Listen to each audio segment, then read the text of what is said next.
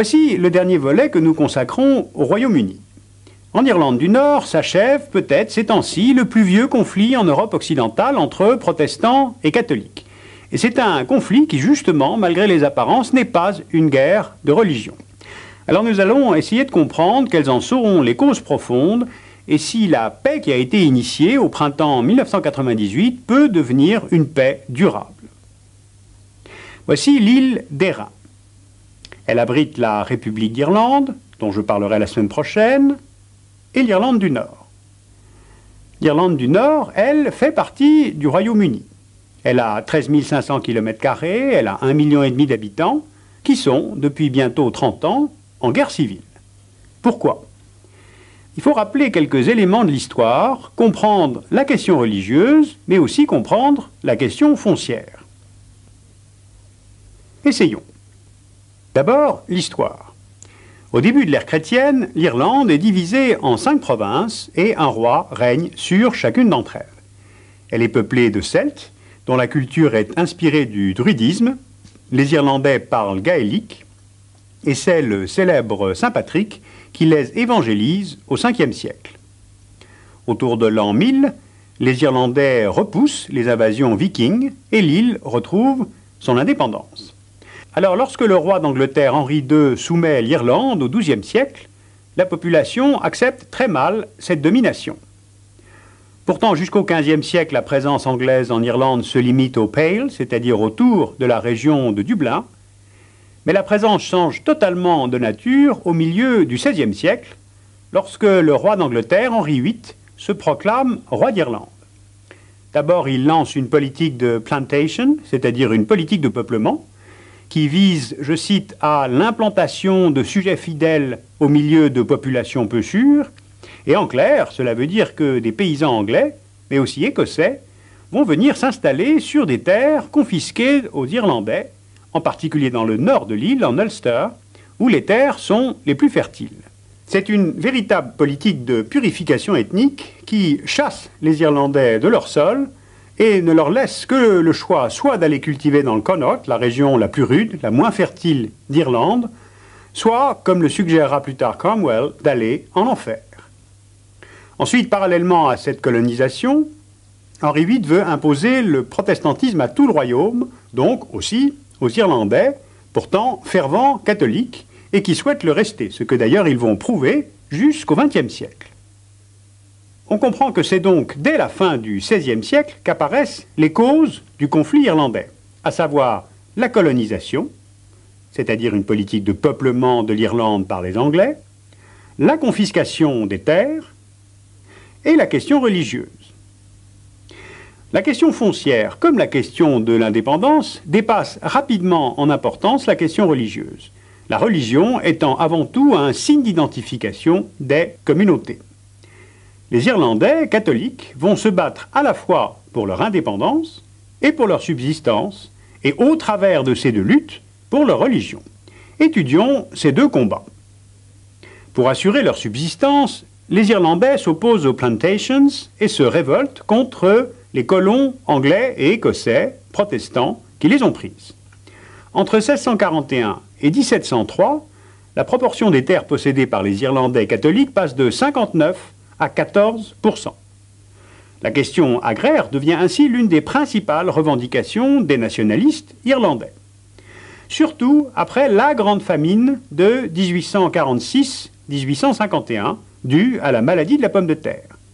Or, ce qui est étonnant, c'est que les exportations de produits agricoles vers l'Angleterre se poursuivent pendant cette période, alors que les Irlandais meurent de faim.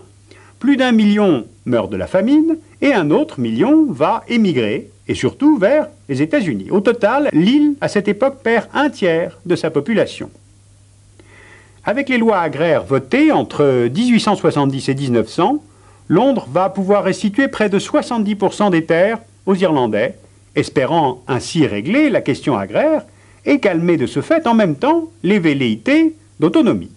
Sauf que les Irlandais aspirent désormais à l'indépendance. Le jour de Pâques de 1916, des nationalistes irlandais proclament à Dublin l'indépendance de la République d'Irlande, et cette proclamation est réprimée dans le sang par les soldats anglais. Ces Pâques sanglantes, comme elles ont été appelées, vont en fait pousser la population irlandaise vers les idées nationalistes. À partir de 1919, le Sinn Féin et l'IRA, Irish Republican Army, lancent une véritable guerre d'indépendance contre les Britanniques. La réponse de Londres face à une telle situation est d'accorder l'autonomie à l'Irlande en décembre 1920, mais en imposant alors la partition de l'île. L'île compte 32 comtés. Seuls 26 deviennent autonomes.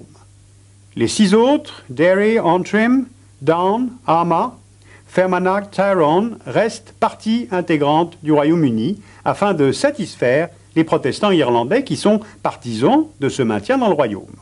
Ces 6 comtés de la province de l'Ulster formeront ce qu'on appelle l'Irlande du Nord.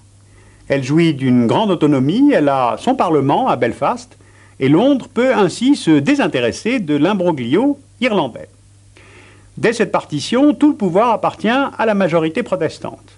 Les catholiques en Irlande du Nord, environ 33% de la population à l'époque, sont soumis à une discrimination importante, tant au niveau politique qu'économique et social.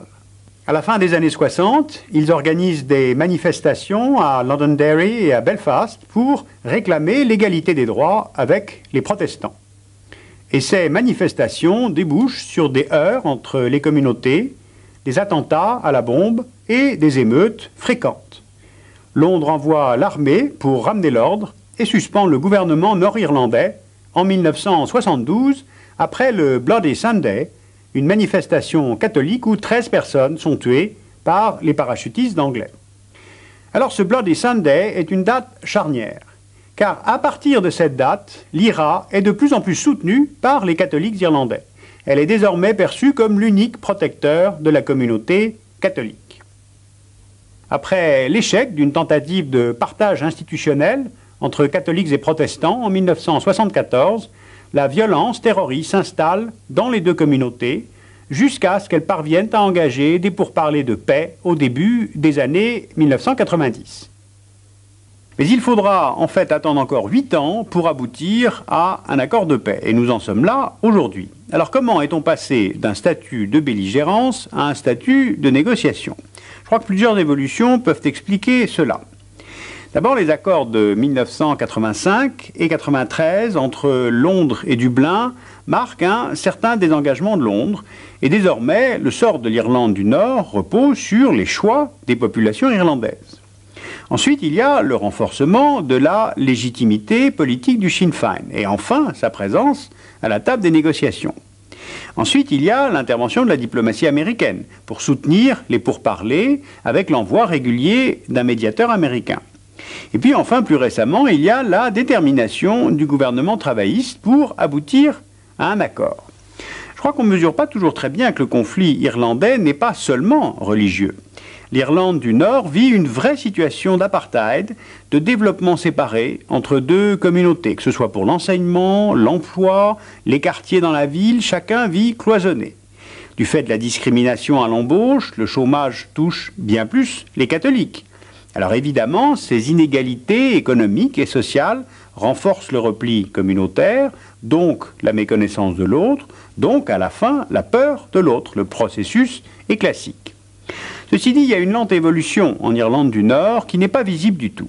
À savoir, le taux de fécondité est plus important chez les catholiques que chez les protestants. En 1921, les catholiques représentaient 33% de la population. Aujourd'hui, 42% de la population, et les projections démographiques estiment qu'ils seront majoritaires dans une vingtaine d'années, vers 2020. Alors connaissant ces chiffres, peut-être que les protestants ont estimé qu'il était grand temps de négocier. Le prix Nobel de la paix a été attribué en octobre 1998 à deux Nord-Irlandais, le catholique John Hume et le protestant David Trimble, pour soutenir ce très fragile processus de réconciliation.